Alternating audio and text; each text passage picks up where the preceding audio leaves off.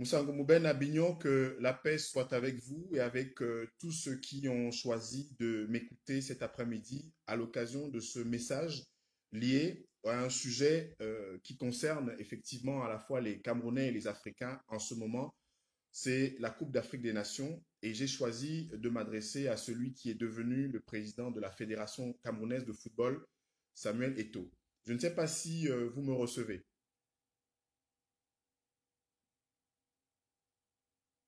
Est-ce que vous m'entendez? Est-ce que c'est bon?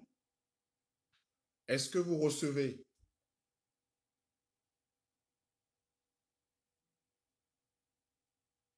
Est-ce que le son est bon? Si le son est bon, est-ce que vous pouvez le signaler? Est-ce que le son est OK? OK, parfait. Parfait, parfait, parfait. Très bien, merci. Merci beaucoup. Parce que justement, il y avait des indications selon lesquelles le son n'était pas très bon tout à l'heure. Alors, j'ai choisi, puisque ça faisait un moment que je n'avais pas fait de vidéo en direct, ayant choisi effectivement, comme je l'ai dit il y a quelques mois, de pouvoir reconfigurer un tout petit peu cette approche-là. Donc cet après-midi, j'ai choisi de m'adresser au nouveau président de la Fédération camerounaise de football, qui est M. Samuel Eto'o, ainsi qu'à tous ceux qui s'intéressent à la question de l'organisation de la Coupe d'Afrique des Nations sur notre continent et notre pays, le Cameroun.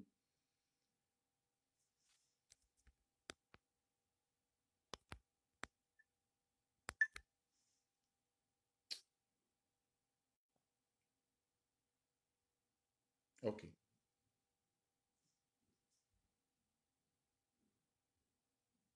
OK, parfait. Parfait, parfait, parfait. Merci. Donc nous allons, je vais commencer cette vidéo en direct puisque tout à l'heure je vous ai indiqué quel était le sujet de cette vidéo en direct. Elle concerne l'organisation de la Coupe d'Afrique des Nations au Cameroun, prévue à partir du 9 janvier et qui sera, comme l'Afrique en a pris l'habitude, la fête du football africain, la fête du sport en Afrique et tout simplement une fête, une consécration des talents sur notre continent. Mon cher Samuel Eto'o, je t'ai suivi comme beaucoup d'autres Africains, beaucoup d'autres Camerounais sur les antennes de la chaîne Canal+. Je t'ai suivi comme beaucoup d'autres Camerounais, beaucoup d'autres Africains concernant l'organisation de la Coupe d'Afrique des Nations en Afrique, donc au Cameroun. Je voulais, Samuel Eto'o, te parler de trois choses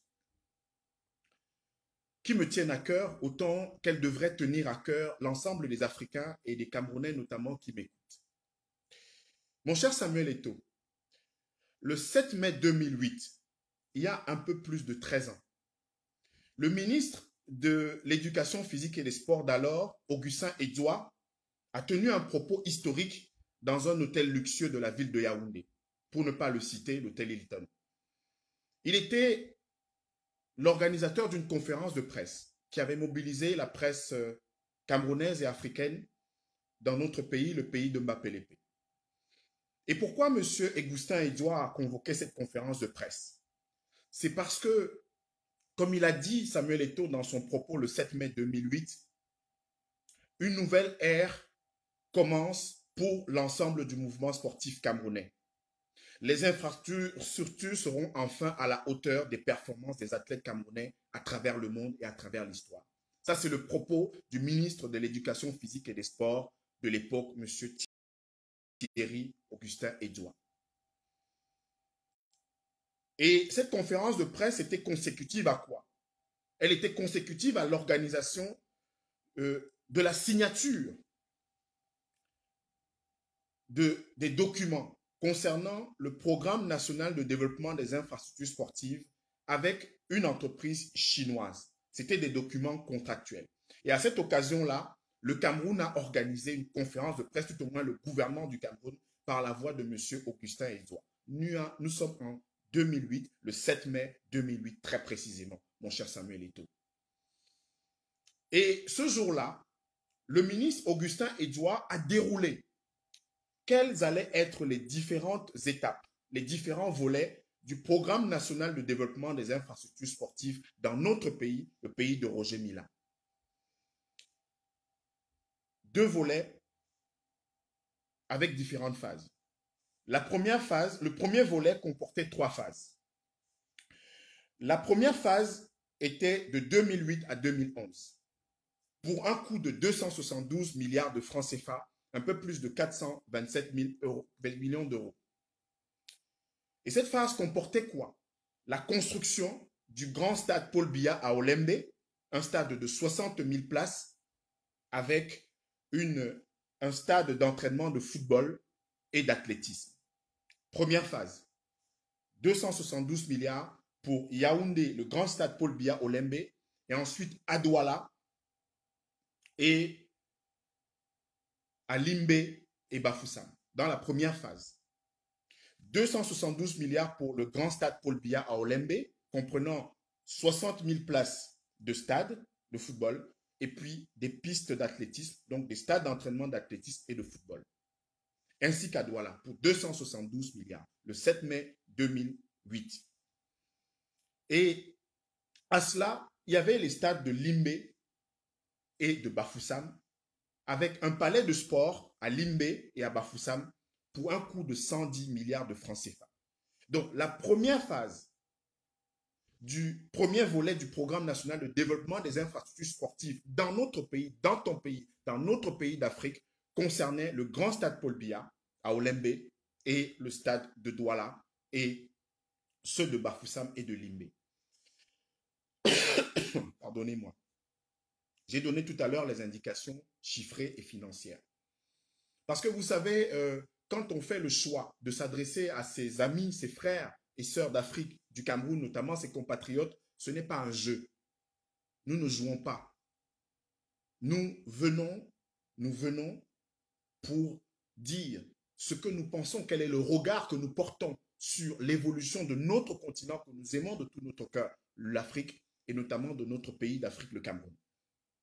Alors Samuel Eto'o, je te rappelais ces faits historiques, parce qu'il ne faut pas perdre la mémoire dans notre pays. Il ne faut pas, sous prétexte d'un patriotisme de papa, d'un patriotisme à l'encan, faire comme si il y avait des Africains, comme s'il y avait des Camerounais qui n'aimaient pas leur pays. Faire comme s'il y avait des Camerounais, faire comme s'il y avait des Africains qui n'aimaient pas leur continent. Pour une raison simple, mon cher Samuel Eto'o, c'est que quand on aime, quand on adore, quand on vénère, on prend soin. Quand on aime son père, quand on aime sa femme, quand on aime son frère, on lui dit la vérité. Parce que chez les bêtis, on dit les vrais amis, la famille ne se cache pas sa nudité. On le dit, je peux le traduire, je peux le dire en néondo. Mais je préfère le dire pour que tout le monde puisse le comprendre et l'entendre. 7 mai 2008. 7 mai 2008. Nous avons choisi, nous, dans notre pays, le Cameroun, de consacrer, le ministre Augustin Edouard l'a dit, mon cher Samuel Eto'o, de consacrer de l'argent qui provenait de la sueur, du sang et de l'ardeur de chacune et chacun des Camerounais pour que, comme l'a dit le ministre Edouard, les infrastructures soient enfin à la hauteur des performances des athlètes camerounais dans le monde. Pourquoi je m'arrête sur l'histoire Samuel Eto'o? Derrière moi, il y a une figure qui s'appelle Eugène Djoléa. Ici, à la Maison des Camerounais de France Centre Franco-Camerounais, qui est située au 8 rue Bachelet à Paris, que j'ai eu le privilège et l'honneur de fonder aux côtés de Dieudonné Gomou et d'un certain nombre d'Africains du Cameroun qui nous ont rejoints et d'Africains, puisque ce lieu également sert d'abri et tout au moins d'écrin au réseau Afrique 6e région. Eugène Djoléa, c'est qui, Samuel Eto'o? Eugène Djoléa, c'est celui par qui, grâce à qui, tu es devenu, tous les professionnels aujourd'hui du football le sont devenus. C'est celui par qui les footballeurs aujourd'hui ont un vrai métier. C'est un Camerounais, c'est un Africain du Cameroun qui est venu de son pays, le Cameroun, en 1954 pour faire des études en France. Eugène Djoléa.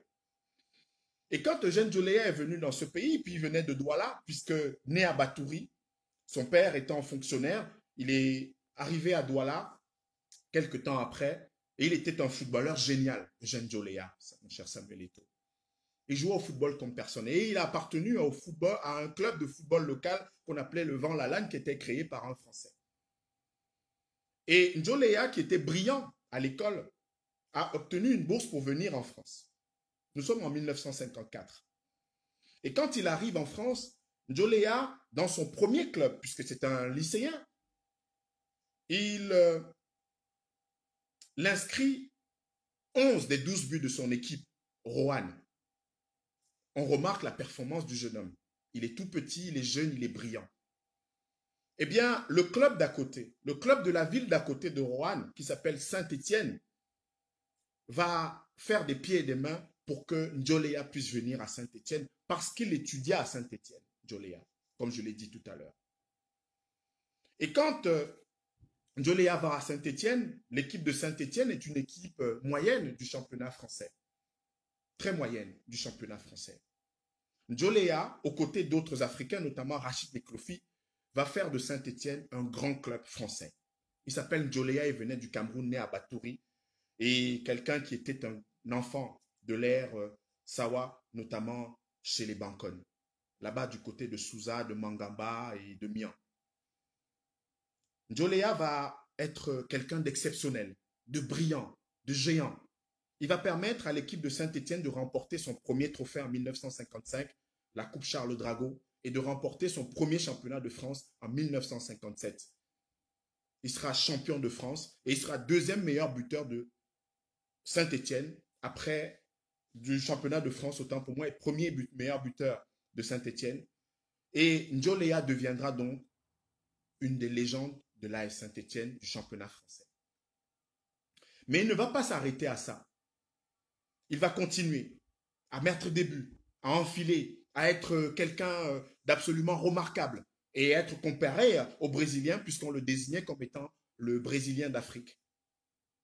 Il était un buteur remarquable, un joueur hors pair, capable, comme tu le faisais sur les stades Samuel Eto'o, de rupture, d'appel, de dédoublement, et puis aussi de marquer les buts avec une extraordinaire dextérité. Et quand il va passer son doctorat en droit, puisque Njoleya étudiait en même temps qu'il jouait au football, quand il va passer son doctorat en droit, à quelques temps après, dans la ville de Lyon, eh bien, il sera transféré, il va jouer à Lyon, et là-bas aussi, il fait une performance très honorable, avant de venir à Paris où il sera diplômé de l'Institut des hautes études d'outre-mer. Njoleya devient l'un des premiers diplomates camerounais. Il est précurseur du sport-études puisque parallèlement, mon cher Samuel Eto'o, Njoleya étudiait en même temps qu'il jouait au football. Mais quand Njoleya joue au football dans ce pays, la France, quand Njoleya joue au football dans ce pays, dans ce continent, l'Europe, il sait que la condition des footballeurs est minable. Le footballeur en France, à cette époque-là, et Raymond Kopa l'a dit, est un esclave. Il appartient à son club toute la vie. Il n'a pas de contrat. Il n'y a pas de liberté contractuelle.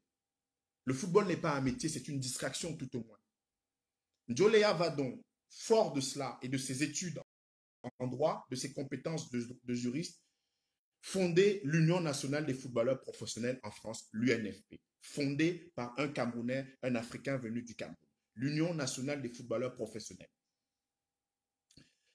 Eh bien, quand ils fondent l'UNFP, qu'est-ce qui se passe? C'est une révolution en France, en Europe et dans le monde. En 10 ans, entre la création de l'UNFP en 1961, en novembre, le 16 novembre 1961, et cette année où il y a Philippe Séguin, qui est un auditeur à la Chambre des comptes, qui va devenir un grand homme politique français, qui signe la Charte nationale du football avec l'UNFP, eh bien le football devient un vrai métier. Les footballeurs ont une liberté contractuelle. Les footballeurs peuvent gagner dignement leur vie. Ils peuvent dire nous pratiquons un métier. Et un journaliste du Monde, Olivier Villepreux, en janvier 2021, va titrer dans le journal Le Monde, dans les colonnes du Monde.fr, celui par qui le football est devenu un vrai métier, Eugène Djoléa. Il venait de la terre de Mbappé Lépé, il venait de la terre de Roger Mila, il venait de la terre de Samuel Eto'o. Et qu'est-ce qu'il a fait? Il ne voulait pas se contenter d'aller en Europe, en France, changer le football, changer le droit du travail. Parce que oui, Djoléa, mon cher Samuel Eto'o, a changé l'histoire du droit du travail en France, puisqu'il a fait du football un métier. Il a fait du footballeur quelqu'un qui pouvait signer un contrat. Ça s'appelle la liberté contractuelle. Il a pu, avec Jacques Bertrand et Juste Fontaine, qui sont donc les cofondateurs, qu'il a fait venir, puisque Djoléa a fait venir Jacques Bertrand, qui est avocat, il fait venir Juste Fontaine, qui est le gros corpsman du début à la Coupe du Monde et qui est un goléador français, une légende française, comme président de l'UNFP, lui restant secrétaire général comme étant l'éminence grise de l'Union nationale des footballeurs professionnels. Nous, à la Maison des Camerounais de France, nous avons choisi d'honorer Eugène Djoléa le 16 novembre en faisant venir un certain nombre de personnalités, notamment l'UNFP, qui a accepté que désormais, il y a un trophée Djoléa en France lors de la remise des trophées de l'UNFP. Pourquoi Samuel Eto'o? Parce qu'il a changé le monde du football.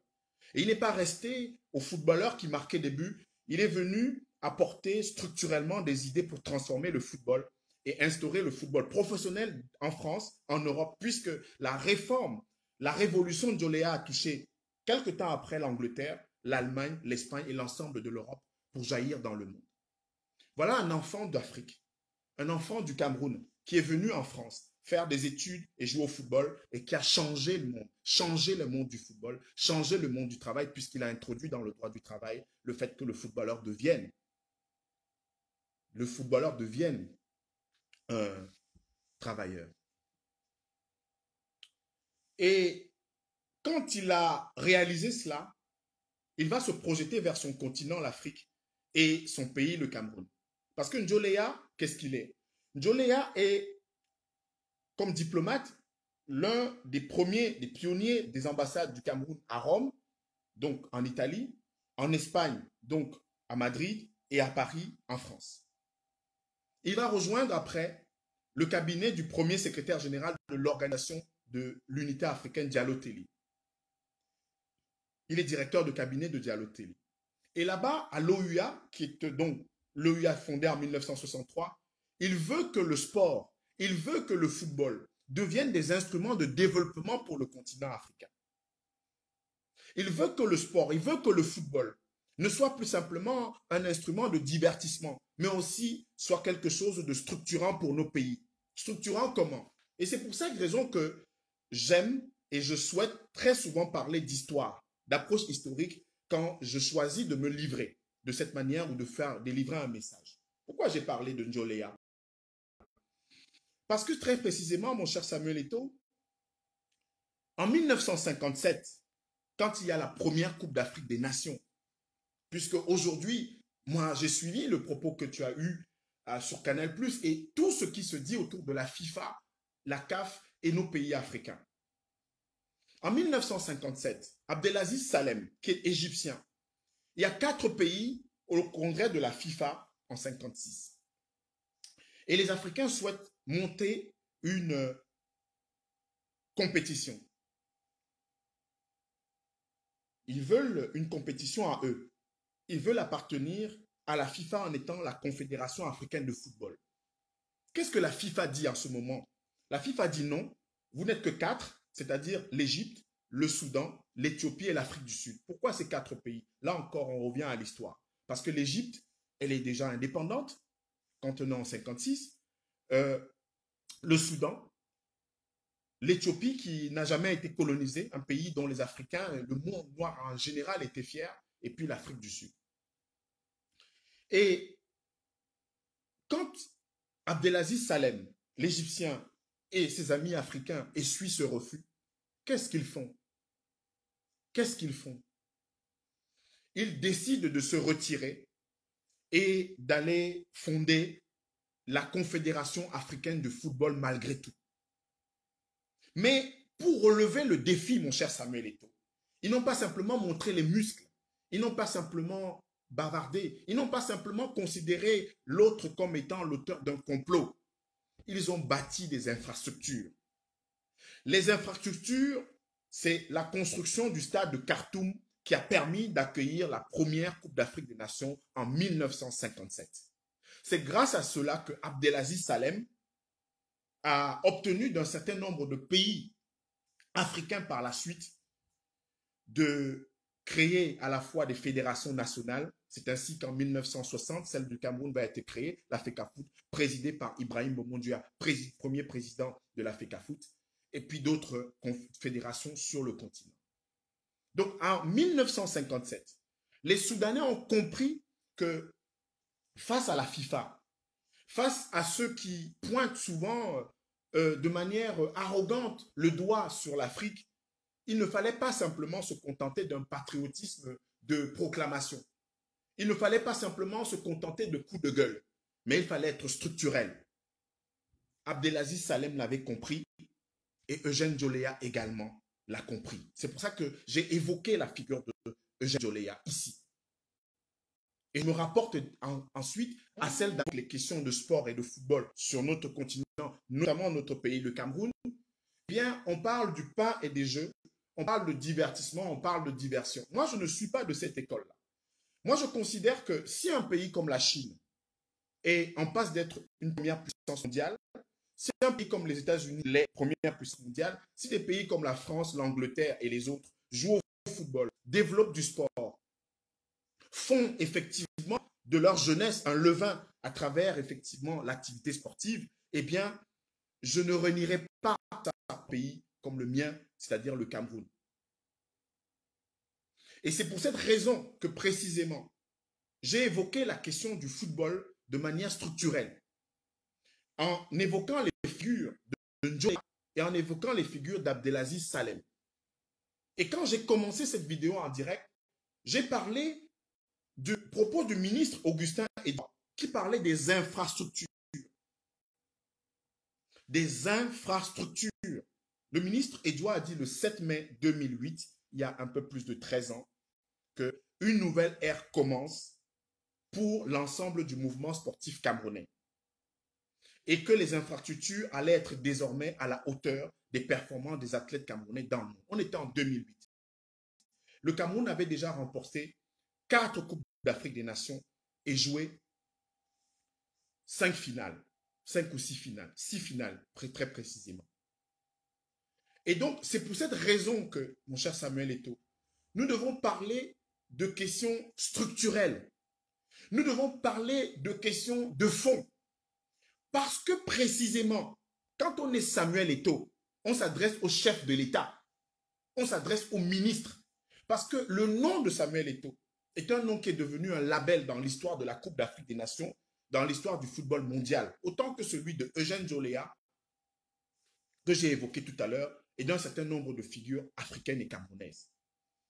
Moi, je voudrais savoir, mon cher Samuel Eto'o, aujourd'hui, comment ça se fait qu'en 2021, en décembre 2021, notre pays, ton pays, le mien, celui de ces 30 millions de personnes, en soit encore, mon cher Samuel Eto'o, à être soumis à une sorte de trémolo médiatique, à une sorte de concours de rumeurs sur le fait si oui ou non la CAN va se dérouler au pays de Rigobert Song, recordman des sélections en Coupe d'Afrique des Nations, de Samuel Eto'o, recordman des buts en Coupe d'Afrique des Nations, du Cameroun, 5 Coupes d'Afrique des Nations, 5 et 7 finales en Coupe d'Afrique des Nations. Je voudrais savoir, mon cher Samuel Eto'o, comment ça se fait? Comment ça se fait que nous en soyons encore? Comment nous en soyons encore après avoir énoncé un programme national de développement des infrastructures sportives en 2008, c'est-à-dire il y a 13 ans, encore à nous faire pointer du doigt, à nous faire mettre à l'index, à ce que Gianni Infantino nous parle des infrastructures dans notre pays, le Cameroun. Alors même que, mon cher Samuel Eto'o, oui, en 2008, quand Issa Hayatou a réagi positivement à cette annonce du programme national de développement des infrastructures sportives, qu'est-ce qui s'est passé? Eh bien, on avait dit que en 2016, le Cameroun pourrait organiser la Coupe d'Afrique des Nations. et un certain nombre de compétitions de haut niveau. Parce que dans la première phase, une fois qu'on allait avoir Olembe, Douala, Limbe et Bafoussam, on allait se projeter vers la deuxième phase, c'est-à-dire Garoua, Sangmelima, et Bolova, et un certain nombre de villes à l'intérieur du pays. C'était la deuxième phase. La première phase, Olembe et Douala, 272 milliards. Dans la première phase, Limbe et Bafoussam, 110 milliards. Et dans la deuxième phase, on allait avoir les stades dans les 10 chefs-lieux de région, avec des palais de sport. Avec des palais de sport. Des palais de sport de 2000 places. 2 à 3000 places. Et mon cher Samuel Eto'o, dans la troisième phase, c'était dans l'ensemble des 360 communes du Cameroun qu'il fallait que, dans ce deuxième volet, notamment du Programme national de développement des infrastructures sportives, que nous ayons des aires de basketball, de volleyball, d'athlétisme dans chacune des 360 communes du Cameroun. Et on avait demandé à cette époque-là aux différents maires, aux différents édiles, de mettre à la disposition de l'État des terrains viabilisés et sécurisés pour pouvoir le faire. Des terrains de 2000 mètres carrés. C'est couché sur le document contractuel de 7 mai 2008. Moi, je ne comprends pas comment, aujourd'hui, nous avons une représentation nationale. L'Assemblée nationale et le Sénat, le Parlement. Nous avons des instances. Nous avons une fédération camerounaise de football qui peut poser des questions au gouvernement, au chef de l'État, pour savoir ce qui s'est passé entre-temps. Comment ça se fait que dans notre pays, en 2021, on en soit encore à discuter de la question de la réception technique ou de la mise à disposition de nos infrastructures à la CAF pour l'organisation d'une compétition qui a lieu dans 3 semaines. Dans 3 semaines. Vous savez, quand on doit se lier,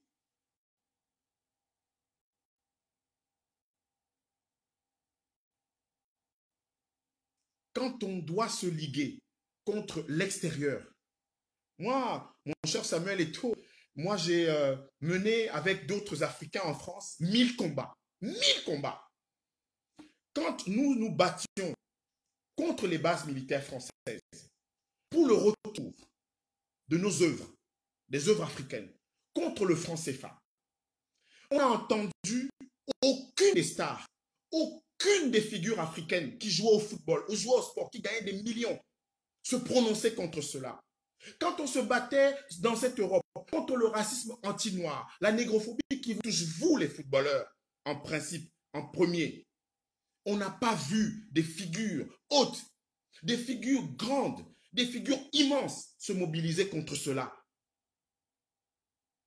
Et aujourd'hui, on entend ceux qui donnent des leçons aux autres, ceux qui veulent démontrer que si tu poses une question, si tu demandes ce qu'on a fait de l'argent, de la CAN, si tu demandes ce qu'on a fait, pourquoi depuis le 7 mai 2008, pourquoi depuis que le ministre Thierry Augustin Edouard a signé avec la partie chinoise des documents contractuels du Programme national de développement des infrastructures sportives, si tu le demandes, en quoi dans notre pays, sur notre continent, on peut être et on doit être considéré comme un antipatriote ou quelqu'un qui n'aime pas son pays.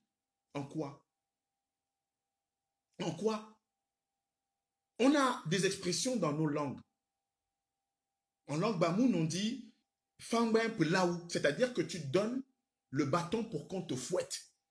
Nous sommes, mon cher Samuel Eto'o, passés maîtres dans l'art de donner le bâton pour qu'on nous fouette. Nous sommes passés maîtres dans l'art d'attendre que les autres nous disent ce que nous devons faire, de ce que nous devons être. Parce que, attends, nous n'avons pas pu réaliser ce que nous nous sommes dit. Personne ne nous avait imposé le Programme national de développement des infrastructures sportives. Et moi, je souhaiterais qu'une figure comme Samuel Eto'o, qui était avec Ahmad Ahmad au palais de l'Unité, à Yaoundé, pour confirmer qu'effectivement, la Coupe d'Afrique des Nations qui était prévue en 2019 allait se tenir, que Samuel Eto'o puisse demander, poser la question au chef de l'État, qui est son père, qu'il appelle affectueusement papa, que Samuel Eto'o puisse demander au chef de l'État, qu'est-ce qui se passe?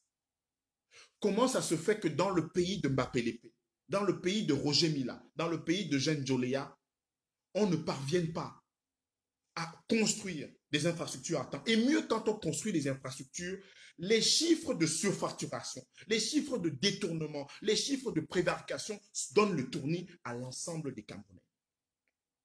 Pourquoi faut-il que les Camerounais soient systématiquement en train de s'opposer entre patriotes et antipatriotes, ceux qui dénoncent et ceux qui disent oyez? Pourquoi il faut systématiquement que les Camerounais soient en train de chercher l'ethnie, le patronyme de celui qui a dit que non, pourquoi Olembe n'est pas prêt à temps, en disant oui, ces pauvres types de l'Ouest ou ces Bamileke, ils ne veulent pas que notre pays progresse. Oui, pourquoi il faut que les Camerounais soient toujours en train de se dire ah oui, c'est les Boulous qui nous ont foutus dans la merde, alors il faut les dégager. Pourquoi? Alors même que mon cher Samuel Eto'o, quand vous êtes sur les terrains, sur les stades, j'ai évoqué tout à l'heure de hautes figures africaines, des figures camerounaises comme la tienne, comme celle de Roger Mila. Vous savez, quand on vient d'un pays comme le Cameroun, on a la crinière haute grâce à vous, les footballeurs, grâce à vous, les sportifs. Quand on est du pays de Ndongo Banga, du pays de Bessala, parce que ce sont ceux qui sont allés conquérir des médailles olympiques il y a longtemps, en 70 à Mexico, et qui sont parfois morts dans la misère dans nos pays. Quand on vient de ce pays, quand on sait que les footballeurs ont fait 1000 fois mieux que la diplomatie pour le soft power, pour l'image, pour le marketing du Cameroun à l'étranger, quand on sait que les buts de Samuel Eto'o ont valu de l'or à l'extérieur, et que pour le pays de Samuel Eto'o, il y a des atermoiements interminables pour terminer des infrastructures. Non, Samuel Eto'o, à un moment, il faut regarder la paille qui est dans ses yeux. À un moment, il faut qu'on regarde la paille qui est dans nos yeux. Parce que ça ne va pas, mon cher Samuel Eto'o. Parce que pendant qu'on va jouer la Coupe d'Afrique des Nations, il y a Eugène Joléa qui n'a pas encore été reconnu dans son pays. Eugène Joléa qui, en 1987, est venu au Cameroun organiser le tournoi Seafoot en faisant venir des équipes françaises qui étaient confrontées au Canon de Yaoundé, au Tonnerre, à l'Union et à la Dynamo sportive de Douala. Des équipes qui ont donné le change aux équipes françaises. Aucune équipe française n'a battu pendant ce tournoi des équipes camerounaises. Et c'est en finale que la Dynamo a perdu contre l'équipe de Reims, au tir au but.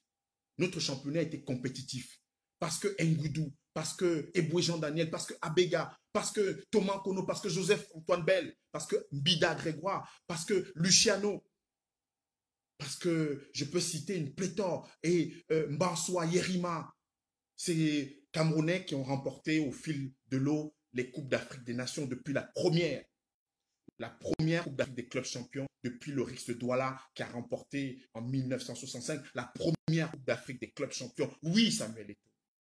Oui, Samuel Eto'o. C'est chez nous que Mbappé Lépé a ramené le premier trophée de la Coupe d'Afrique des clubs champions. C'est chez nous que contre Afia de Conakry, contre Gormaya, contre Vita Club, contre ces grands Earth of Cup, le Cameroun de Aqua Django, le Cameroun de le Canon de Yaoundé de Mbida, le Canon de Yaoundé de Thomas Kono ont ramené les Coupes d'Afrique des clubs champions à partir de 1971 avec ce doublé de 79. C'est chez nous que Joseph-Antoine Bell a ramené ce trophée en 79 de la Coupe d'Afrique des clubs champions et le Canon gagnant la Coupe d'Afrique des clubs vainqueurs de coupe. C'est chez nous que tous ces ballons d'or sont nés, ces ballons d'or africains. C'est chez nous que ces joueurs africains du siècle, Thomas Kono, Roger Mila, c'est chez nous que ces footballeurs qui ont inspiré les Buffon et les autres sont nés. Mais regardez, Samuel Eto'o, la polémique qu'il y a dans notre pays pour baptiser des stades au nom de Roger Mila, de Thomas Kono, de Samuel Eto'o. Il y a la polémique chez nous. Ce n'est pas la FIFA, ce n'est pas l'extérieur, ce n'est pas l'association des clubs européens, c'est nous en notre sein. C'est nous en notre sein. C'est nous en notre sein. Comment ça se fait que dans le pays de Roger Mila, personne ne veuille qu'on baptise un stade en son nom, alors que ça doit être quelque chose de logique, mon cher Samuel Eto'o. Personne ne veut. Regarde tes collègues, les Messi. Regarde tes collègues, les Ronaldinho. Regarde tes collègues, les Ronaldo. Regarde tes collègues, les Thierry Henry. Regarde tes collègues dans le monde. Ils ont des stades, ils ont des aires de jeu qui sont baptisées en leur nom. Mais au Cameroun, on n'a aucun stade digne de ce nom, baptisé au nom d'un footballeur, d'un sportif de la terre, de Jean Joléa et de Mbappé Lépé. On n'a pas cela. On n'a pas cela. Et moi, comme Camerounais, comme Africain du Cameroun, je ne peux pas me contenter d'être un patriote béat, un patriote houillé, un patriote qui applaudit. Je ne le serai jamais.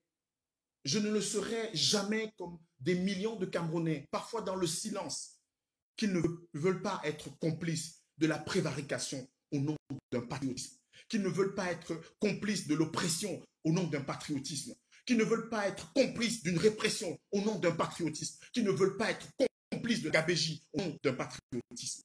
Non. Mon cher Samuel Eto'o, quand tu es venu au palais de l'unité avec Ahmad, c'était pour donner des garanties que le Cameroun allait être prêt. Notre pays, ton pays, que tu aimes si chèrement, si ardemment, avec ces yeux qui pétillent quand tu parles de ta terre.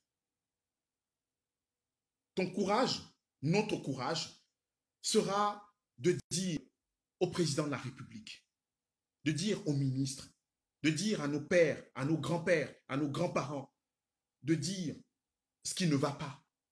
Le courage, ce n'est pas simplement de mettre à l'index la FIFA, la Fédération internationale de football association. Oui, Samuel Eto'o, je l'ai dit tout à l'heure, parce qu'en 57,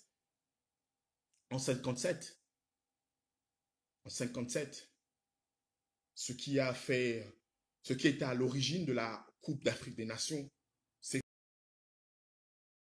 que les Africains ont eu un accès d'orgueil. Mais cet accès d'orgueil n'était pas simplement de se lever d'un congrès de la FIFA et de sortir. C'est que cet accès d'orgueil s'est conjugué au structurel, à la construction d'une infrastructure qui a pu permettre d'accueillir la première Coupe d'Afrique et qui va devenir plus tard la Coupe d'Afrique des Nations. Parce que Abdelaziz Salem, bien sûr, qu'on la baptise en son nom, c'est le trophée qui a été baptisé en son nom, et la coupe s'est appelée la Coupe d'Afrique, pour être ensuite la Coupe d'Afrique des Nations. Et notre pays d'Afrique, parce que africain d'abord, ce n'est pas une vue d'illuminé. Quand nous disons que nous sommes africains d'abord, que nous sommes des Africains du Cameroun, ce n'est pas pour faire joli, ce n'est pas pour pavoiser, ce n'est pas pour faire le malin devant les caméras, devant la télévision ou devant un direct Facebook. C'est que les frontières coloniales sont venues après l'Afrique. Les noms des pays africains sont venus après l'Afrique. Les noms des tribus parfois sont venus après l'Afrique. Oui, parce que quand aujourd'hui Abdelaziz Moundé Djibam ou Moundé Djibam, mieux, parce que c'est un nom beaucoup plus authentiquement africain, Moundé Djibam, quand je dis que je suis Bamoun, Moumam, appartenant au Pamam, c'est depuis 1394. C'est depuis que Charéen, un enfant d'Afrique aussi, qui venait de la terre des Mboum, qui venait de la terre des Tikar, est venu à l'ouest Cameroun avec ses frères aujourd'hui, qui sont ceux qu'on appelle les Bamileke, qui sont devenus effectivement des frères au fil du temps, parce qu'il a fédéré un certain nombre de populations là-bas. Il n'a pas toujours été un Bamoun, il a été un Tikar avant et un Bamoun après. Donc l'Afrique, c'est notre horizon. L'Afrique, c'est notre matrice. Et j'étais content de t'entendre parler comme Africain, c'est vrai. Mais il faut aller beaucoup plus loin, Samuel Eto'o. Il faut beaucoup plus loin. Les effets de manche que nous avons très souvent, les effets de parade que nous avons très souvent, doivent être désormais conjugués avec la cohérence. La cohérence, c'est quoi de mon point de vue, mon cher Samuel Eto'o? C'est notre génération. Notre génération a ce devoir-là. On a vu ton élection à l'Africa Foot. C'est un jeune Camerounais qui dit « Je ne veux plus me laisser compter. Je ne veux plus qu'on me mette à la place qui est la mienne. Je vais me battre pour cette place-là. On l'a vu et on a applaudi. On a applaudi. On a applaudi. Mais où est Samuel Eto'o quand il s'agit de s'adresser au président de la République, Paul Biya? Où est Samuel Eto'o quand il s'agit de s'adresser au ministre? On a vu Samuel Eto'o quand tu as refusé de prendre le drapeau devant le Premier ministre. Pourquoi? Parce que comme Joseph-Antoine Bell, oui, Joseph-Antoine Bell est devenu un bout en train. Quand on est content qu'en 1990, que le Cameroun eût été sur le toit du monde, on oublie très souvent qu'il y avait un Camerounais qui s'appelle Joseph-Antoine Bell, qui avait dit qu'il n'est pas normal que notre pays sombre dans les questions de primes. Le Cameroun, c'est vrai, est arrivé au stade des quarts de finale. Mais il y avait Joseph-Antoine Bell, qui était notre mauvaise conscience, qui était le bout en train, et qui nous disait, et quand il y a eu cette convention Minges-Fecafoot, avec Bidoumpad qui a signé une convention avec la Fédération camerounaise de football pour garantir les primes aux Lions, on n'a pas donné le café à Joseph-Antoine Bell, alors qu'il fait partie de ceux qui ont lutté pour cela. C'est ça notre pays. C'est que ceux qui se battent sont parfois mis à l'index. Et le jour où on obtient des résultats, on ne pense plus à eux. Le jour où on obtient des résultats, où le pays progresse, d'ailleurs, c'est ce qui se passe avec la CAN. Quand Olembe s'achève, on commence à conspuer les Camerounais qui demandaient des comptes. Quand Olembe, quand le ministre des Sports, M. Mouele Kumbi, et le secrétaire général de la CAF, Véron Mosago, sont sur un terrain, eh bien, on nargue les autres Camerounais. Non, Samuel Eto'o, nous ne devons plus nous narguer, Cameroun. Nous ne devons plus nous narguer entre ceux qui disent comment on peut dépenser 3 000 milliards sans compte devant l'Assemblée nationale, sans compte devant la représentation nationale, sans compte devant la Chambre des comptes. Comment on peut dépenser autant d'argent sans que les Camerounais sachent ce qu'il est advenu de leur argent? Comment on peut emprunter de façon aussi récurrente de l'argent pour terminer un stade qui était censé être achevé en 2011 dans la première phase du premier volet du programme national de développement des infrastructures sportives? Qui a rendu compte aux Camerounais, mon cher Samuel Eto'o? Qui a rendu compte aux Camerounais? Nous ne sommes pas des moutons. Nous ne sommes pas des gens qu'on va traîner. Parce que, comme le disait un auteur de ce pays dans lequel je suis venu m'installer, la Boétie, la servitude est volontaire. Il n'y a rien de pire qu'un serviteur volontaire. Le ministre dit, de 2008 à 2011, nous aurons un stade digne de ce nom. Le grand stade Paul Biya d'Olembe. Et qui devait, dans sa deuxième phase, c'est-à-dire en 2014, de 2011 à 2014, devenir le grand complexe Paul Biya d'Olembe. 2014, mon cher Samuel Eto'o, parce que la perspective, c'était 2016, l'organisation de la Coupe d'Afrique des Nations au Cameroun, sur la terre de tes ancêtres. Sur la terre de nos ancêtres. C'était cela. Ce recul historique, cette profondeur, cette mise en perspective, il faut l'avoir. Il ne faut pas simplement avoir des effets de manche quand Infantino vient tenir des propos qui sont arrogants, qui sont parfois méprisants pour notre continent. Il faut que nous puissions nous regarder dans les yeux. On dit en Bassa, c'est-à-dire que chaque chose a son temps.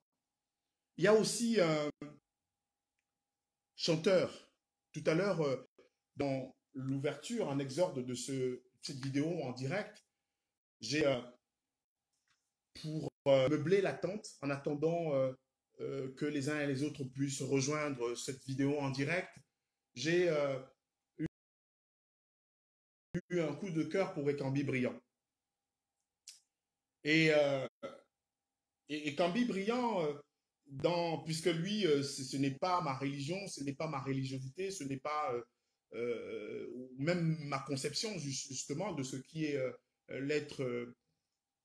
l'être suprême ou tout simplement ce qui est la vérité, eh bien, il a une chanson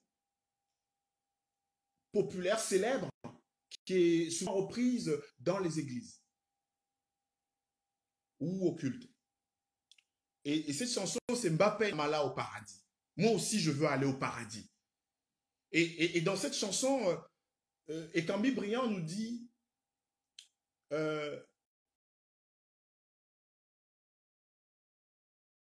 Mbenda loba nyaboso, Mbenda loba nyaboso, Yedena tondene munanune. La première loi de Dieu, c'est aimez-vous les uns les autres. Tonjanu wusini mbenda asimenene au paradis. Celui qui ne respecte pas cette loi n'ira pas au paradis. Il le dit parce que, évidemment, il a lu les versets, les psaumes dans ce qui était Tila au Bible, écrit dans la Bible. C'est vrai. Mais dans sa dialectique de cette chanson, il parle de Ndedi et Titipe, il n'y a plus de pitié. Ndolo et Titipe, il n'y a plus d'amour. Et lui, Ekambi Briand, dit Ebolo na benu olunge yendena longeye baweyan. C'est-à-dire que le boulot que j'ai, le travail que j'ai sur terre, c'est de chanter pour qu'il y ait de l'amour. Parce que, effectivement, pour construire l'amour, comme pour construire un pays, pour qu'advienne l'amour, comme pour qu'advienne le développement dans un pays, si on suit le propos des Ekambi Briand, eh bien, il faut construire, il faut travailler. Longo, chanter, longo, c'est travailler dans son sens. Ebolo, il a dit, Ebolo na ben ou olonge. Ebolo na ben ou olonge. C'est-à-dire que c'est un travail. C'est vrai que dans notre pays, à l'époque justement des Ekambi Briand, on considérait les artistes comme des Sansan Boys, enfin, des gens qui étaient perdus. D'ailleurs, il y a une chanson de quelqu'un qui était tout aussi à cette époque-là, maître dans son art, et Boilotin, qui dit, voilà, qui dit, qui parle effectivement de ce Motadinga. Motadinga est dans Elimba Dikalo, parce que la chanson Elimba Dikalo, justement, des Boilotins, c'est une chanson, effectivement, pour qu'on respecte le travail et le métier de chacun dans notre pays, notamment celui des artistes. Elimba Dikalo. Il l'interpelle, André Ganguet et ceux de la radio, les journalistes, il leur dit effectivement de ne pas oublier le Motadinga, c'est-à-dire que Motadinga, c'est le guitariste, donc c'est-à-dire, autrement dit, le virtuose, l'artiste. Donc, dans ce travail, dans cette construction,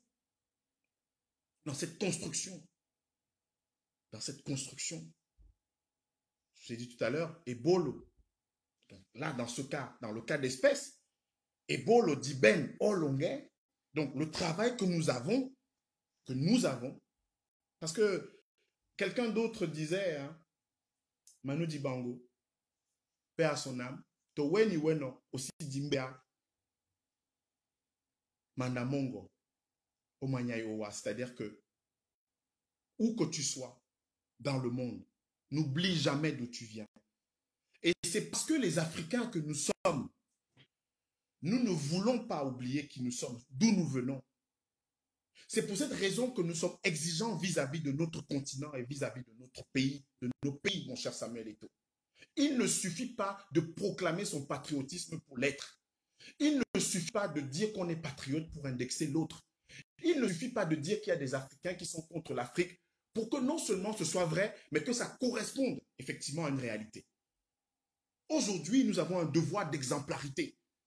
C'est-à-dire que face à la négrophobie, face au racisme, face à la faiblesse géopolitique, géostratégique de notre continent, il ne suffit plus simplement d'indexer. Il ne suffit plus simplement de crier au complot. Il ne suffit plus simplement de tenser Infantino. Mais il faut également à cela donner le change. Donner le change, c'est quoi, mon cher Samuel Eto'o? Donner le change, c'est de pouvoir être capable, dans un pays comme le Cameroun, le tien, de dire aux Camerounais que le 7 mai 2008, on a voulu faire un complexe et en 2021, on n'a pas ce complexe-là. On n'a pas le grand complexe d'Olembe, mon cher Samuel Eto'o. Où est passé l'argent? Où est passé l'argent? Où est passé l'argent? Et nous allons effectivement vibrer à la CAN. Moi, je suis un, un supporter. Je ne vais jamais supporter une autre équipe que les équipes qui m'ont bercé, notamment et surtout le Canon de Yaoundé. Parce que c'est à travers le Canon, à travers le championnat de football du Cameroun que je suis devenu un passionné à la fois de sport et de football. Et que les Lions indomptables, c'est notre cœur. Moi, je me souviens quand j'étais jeune journaliste à mutation, c'était en 2000, à la Coupe d'Afrique des Nations 2000, quand Patrick Mboma contre le Nigeria marque un but, puisque vous étiez les buteurs à cette occasion-là, Samuel Eto'o, eh bien, je suis monté sur la table de la rédaction de mutation. Je suis monté sur la table, comme tous les Camerounais qui ont vibré, qui ont de l'émotion quand vous jouez au football. Qui ont de l'émotion quand vous jouez au football. On va vibrer. La canne sera dolaire, la canne sera sucrée. Eh bien, on va vibrer. Moi, derrière mon téléviseur, moi, je vais vibrer. Je vais voir de beaux matchs de football. Je vais voir les talents de mon continent jouer, s'étriper. Et je vais souhaiter, évidemment, que le pays d'Afrique, le Cameroun qui est le mien, remporte la Coupe d'Afrique des Nations. Mais si c'est le Sénégal, si c'est le Mali, si c'est l'Égypte, si c'est la Côte d'Ivoire, eh bien, OTEP, paix à eux, grandeur à eux. Parce que, oui, évidemment, quand on a un propos qui est distancié, quand on a un propos qui est critique, quand on a un propos de frère à frère, quand on a un propos de sœur à sœur, pour dire ici c'est bien, là ce n'est pas bien, là c'est moins bien, eh bien ce n'est pas qu'on ne veut pas qu'une canne ne soit ni sucrée ni ndolée. Non, il faut que les Camerounais sortent un peu de cette façon absolument niaise de se comporter. Parce que les Camerounais sont en train de poser une question. Non, il faut que la canne soit sucrée pour leur opposer une façon risible comme ça. Une façon risible comme ça d'exister. Non, on ne peut plus continuer comme ça. En tout cas, pour ce qui me concerne en tant qu'Africain du Cameroun, en tant que Camerounais et fier de l'être. D'ailleurs, c'est pour cette raison que j'ai fondé aux côtés d'autres Camerounais, notamment de Dieudonné Ngomou, cette maison des Camerounais de France. Et cette maison des Camerounais de France, aujourd'hui, grâce à la maison des Camerounais de France, il y a des jeunes Camerounais, des jeunes d'origine camerounaise et afro-descendants qui trouvent à la fois des contrats d'apprentissage, qui trouvent du travail. On a des associations qui peuvent se réunir désormais alors qu'elles erraient et alors qu'elles n'avaient pas la possibilité de se réunir. On a la possibilité ici à la maison des Camerounais de France avec les villes et communes qui se réunissent désormais ici, les représentants, effectivement, de mobiliser à la fois des financements pour que dans le domaine de l'eau, l'assainissement, dans le domaine de l'énergie, dans le domaine des transports, dans le domaine de la collecte des déchets, eh bien, que nos communes puissent franchir un saut qualitatif. C'est parce qu'on aime effectivement notre terre. C'est parce qu'on aime notre pays et qu'on traduit, on articule la pensée et l'action. Et que quand on est critique, mon cher Samuel Eto'o, parce que tu es critique, Samuel Eto'o. Tu es critique. Et ça, c'est appréciable. Critique dans la veine de Joseph-Antoine Bell au sein des Lions indomptables. Tu as posé un certain nombre de problèmes qui étaient liés aux primes. C'est d'ailleurs pour ça que ton geste au stade Omnisport était un geste, effectivement, à saluer. Parce que, évidemment, il pouvait être séditieux, il pouvait être rebelle, il pouvait être, comment dire, déroger aux règles de bienséance ou de protocolaire tout simplement. Mais il avait aussi sa portée et sa pertinence. Mais c'est exactement ce que font les autres Camerounais. C'est exactement ce que font les autres Africains qui se demandent comment le pays de Mbappé Lépé peut être un pays qui est à chaque fois soumis, devient la risée du monde parce qu'on n'a pas terminé un coin de barrière à Olembe, parce qu'on n'a pas terminé l'esplanade d'Olembe, parce que les voies d'acheminement, parce que la circulation, parce qu'on se pose des questions. Depuis 2008, mon cher Samuel Eto'o, depuis 2008, notre grand complexe, notre grand stade Paul Biya, notre grand complexe, d'ailleurs, on n'ose même plus parler de grand stade Paul Biya. On parle de stade d'Olembe. Non, le ministre Augustin Ozoa, le 7 mai 2008, a dit que les deux phases concernaient, le grand stade Paul Biya et ensuite le grand complexe Paul Biya. Le grand stade, 60 000 places, un terrain d'entraînement de football et d'athlétisme, et le grand complexe, un hôtel 3 étoiles, une piscine olympique et un palais. Et mon cher Samuel Eto'o, le campus de l'Institut national de la jeunesse et des sports. Je le dis aux Camerounais, parce que le 7 mai 2008, ce qu'on nous a dit, c'est que l'INJS, qui est aujourd'hui à la colline du savoir en Guayaquil, devait être à Olembe. À Olembe. C'est-à-dire qu'à Olembe, il devrait avoir un grand complexe, selon l'indication qui avait été donnée, puisque le ministre Roger Melingui, qui a créé une société civile immobilière de la Famba, c'est lui qui avait été chargé de trouver les financements. Il a trouvé des financements auprès d'une grande entreprise chinoise, China Material and Construction Import and Export, quelque chose comme ça. Et quand le document contractuel a été signé, les deux volets du programme national de développement des infrastructures sportives ont été énoncés et leurs différentes phases. Les 3 premières phases ont été strictement et de façon rigoureuse présentées aux Camerounais. Strictement.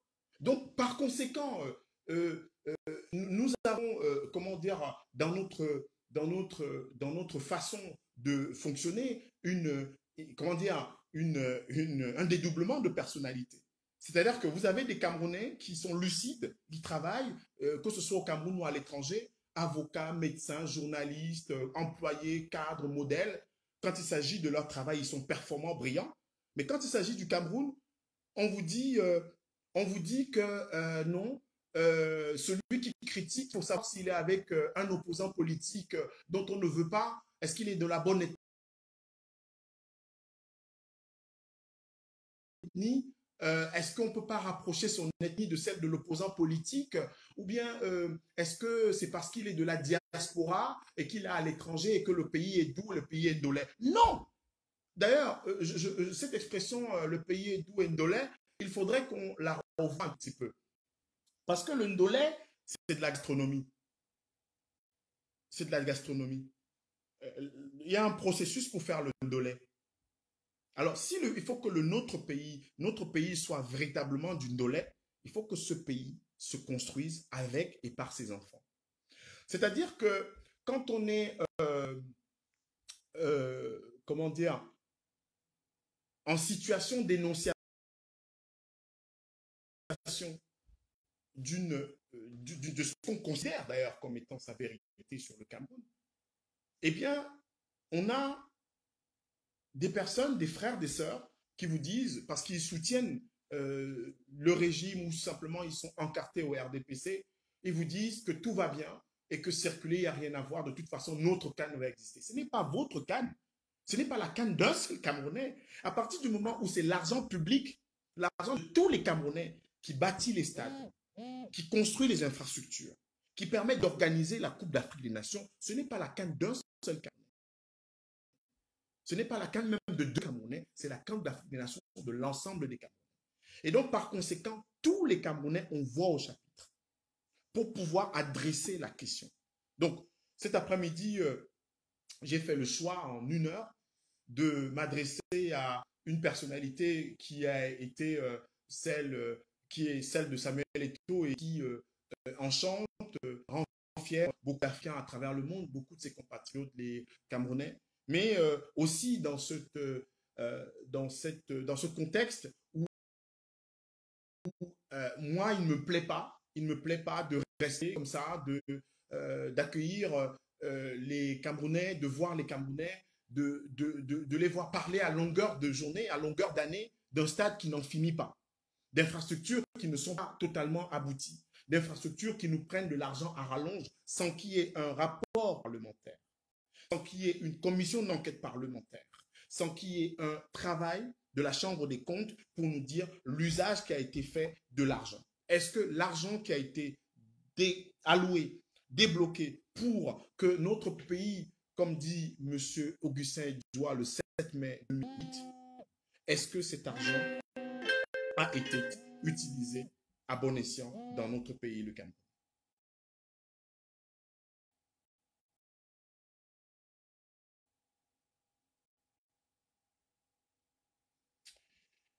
Quelques problèmes et difficultés à terminer ce direct avec une petite interruption. Donc, tout à l'heure, j'ai évoqué un certain nombre de points et je vous remercie d'être restés aussi nombreux à suivre cette vidéo-là. Un double message, mon cher Samuel Eto'o. Il faudrait que notre patriotisme soit lucide. Il faudrait que notre panafricanisme soit exigeant. Ce n'est plus simplement Infantino ou la FIFA ou l'autre problème. D'ailleurs, en 1956, ce que Abdelaziz Salem et les autres ont fait, c'est de quitter la salle du congrès de la FIFA et créer la Confédération africaine de football, malgré l'opposition de la FIFA, et de mettre en place la première Coupe d'Afrique en 1957. Coupe d'Afrique dont le Cameroun est devenu l'une des marques de fabrique, avec 7 finales, 5 compétitions remportées, le meilleur buteur qui est toi, Samuel Eto'o, le titulaire du plus grand nombre de caps qui est Rigobertson, et des ballons d'or à profusion, à n'en plus finir, avec des figures hautes du siècle, du football du XXe siècle, comme Thomas Nkono, Joseph-Antoine Bell et Roger Mila. Dans ce pays, nous n'avons pas droit à l'erreur systématique et permanente. Il y a un droit à l'erreur, mais quand on répète systématiquement les erreurs, c'est que l'erreur devient atavique. Or, mon pays, le pays de Douala Mangabel, de Ruben Nyobé, de Wandié, de Nié, n'est pas un pays d'erreur atavique. Il faudrait que Samuel Eto'o puisse aussi avoir le courage et le cran, puisqu'il a effectivement cette verve-là, cette capacité-là, de pouvoir dire à un moment de sa gestion de la FECAFOOT. Moi, j'aime bien l'expression Samuel Eto'o un carnet d'adresse. Ok, Samuel Eto'o a un carnet d'adresse, c'est super bien.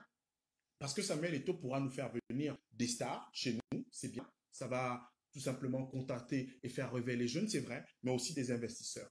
Mais dans le cas d'espèce, quand on nous a annoncé le 7 mai 2008 que dans les 2 volets du programme national de développement des infrastructures sportives, il y allait avoir des séquences, notamment des bases, et que dans le 2e volet, ça concernerait l'ensemble des 360 communes du Cameroun, donc où il y aurait des infrastructures de basket, de tennis, de sports divers et variés, de handball, etc. Et que les communes devaient mettre à la disposition de l'État du Cameroun des superficies de 2000 mètres carrés viables et sécurisées, eh bien, ce n'était pas avec l'argent du carnet d'adresse d'un footballeur, fut-il Samuel Eto'o. C'était à travers une vision qui était corrélée à un document qui est devenu obsolète aujourd'hui, le document de stratégie pour la croissance et l'emploi, qui fixait l'horizon de l'émergence du Cameroun en 2035 et qui, depuis, a été remplacé par la stratégie nationale de développement du Cameroun. Oui, Samuel Eto'o, le patriotisme, le panafricanisme, c'est la cohérence.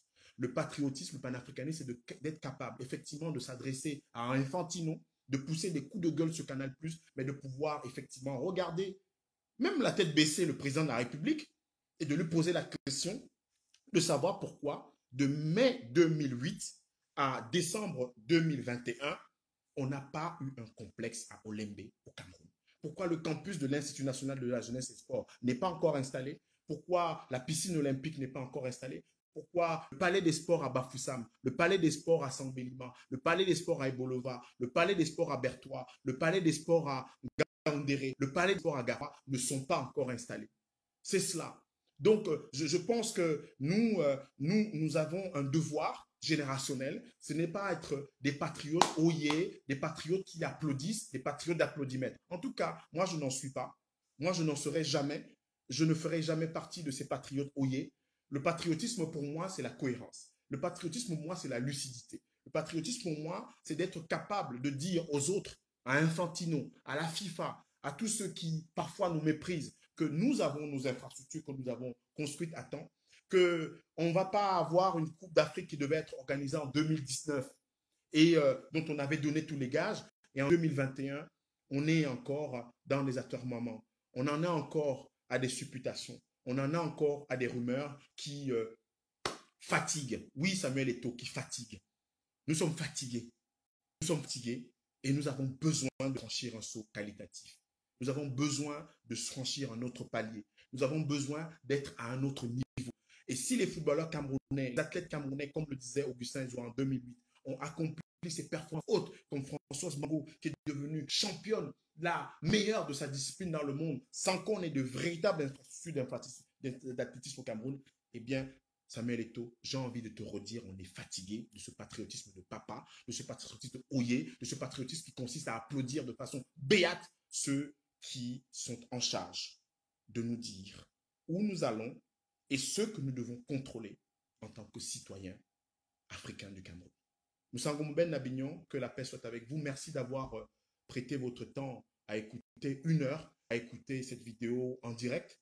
J'avais fait le choix de faire une sorte de disette, d'observer une période de disette par rapport à cette vidéo, notamment que j'ai intitulée des directs citoyens. Eh bien, il y avait un certain nombre de préoccupations qui étaient les miennes, de projets qui étaient menés avec un certain nombre de frères africains du Cameroun ou frères africains, afro-descendants de manière générale. J'aurais la possibilité de faire des directs, des vidéos spécifiques justement sur l'évolution à la fois de notre projet de la Maison des Camerounais de France et du réseau Afrique 6e région. Mais aujourd'hui, nous étions dans un message que j'adressais à notre cher Samuel Eto'o dans le cadre et dans le contexte de cette Coupe d'Afrique des Nations. Sango Ben Abignon, que la paix soit avec vous.